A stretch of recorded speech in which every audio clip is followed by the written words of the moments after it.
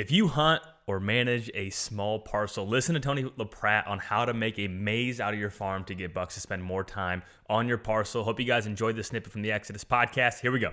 The strategy of breaking everything up into screen sections and being very compartmentalized or mazed. Yeah, that's what I call a maze concept. Is there a capacity limit there where something's too small? Like, can you do that successfully on 5 acres versus 10? I do every year. I'm going to do a couple 5 acres, couple 10 acres. One gentleman here today just said he only had 20-some acres. We can't build all these buck beds and stuff, but then you use a different strategy is we need to make sure them bucks are visiting your property. So what I create on a little property is make sure it's a social hub. So we want food, lots of scrapes, lots of places to rub. And now every buck in the neighborhood wants to stop there because there's so much activity there where they can mark.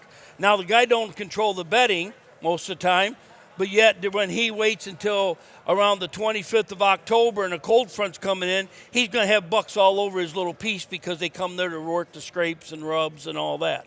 So there is different strategy. And the one thing the more a property's broke up, the better. But one of the biggest problems I have is a lot of guys go and buy a nice mature woods, and they look beautiful, but the trees are all big. Well, he's got timber value, but he bought it for deer hunting, and that's fine. But now we got to go in and log before we can build all this other stuff. And so now, time he logs and have new growth, he's losing 2 to 3 years. So I always tell everybody, if you're buying it and you're really buying it just for hunting, you're better to buy something, especially if you're an older guy, you want to buy it that it's ready to start fixing and not have to wait 2-3 more years to really get it super. Now, we can change it in 1 year and make a big difference, but I like going in and let's just go in and get it super set up, and now we can hunt it from then on. What's your relationship with invasives like honeysuckle and things of that nature? Well, there's plants that ain't great, but the thing is, most of the stuff that people hate are still good deer habitat. So you got to find a common balance. But, just like a lot of guys hate autumn olive. Well, you can't go to an autumn olive property in Michigan that's where all the deer ain't. That's where they're bedding. And the guys want to clean it out. And I go, what would this field be if it was gone? They gave you plant this grass that they don't even hide a mouse. And I go, guys, we go into there, they love it. You just don't want it to control your whole woods. But I even like spice bush. It grows in mature woods, and it's the only thing that keeps low growing underneath the canopy. So in key areas, we want stuff like that. And then we don't want to go and plant it. But if it's there, instead of just flipping out and trying to take years to kill it all, I go, guys, you want to eradicate it. These are the areas. Them are bedding areas. We're going to use it for our cover. And we're going to rearrange it and make it a plus instead of a negative. Mm-hmm. You mentioned October 25th, and obviously you're killing most of your deer within 3 days. Yes.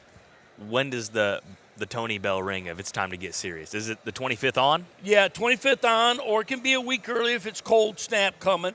But I'm always looking for a cold snap, a cold front to come in.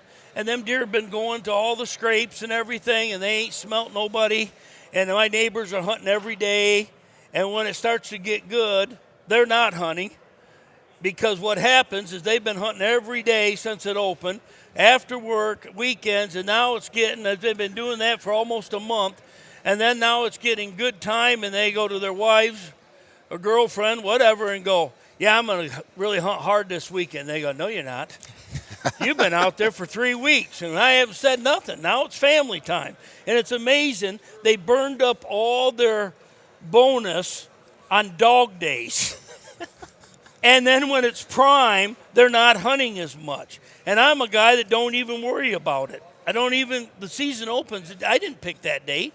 It wasn't a good date. The DNR picked it. And what else do they do right? I don't like most of them because they don't understand deer.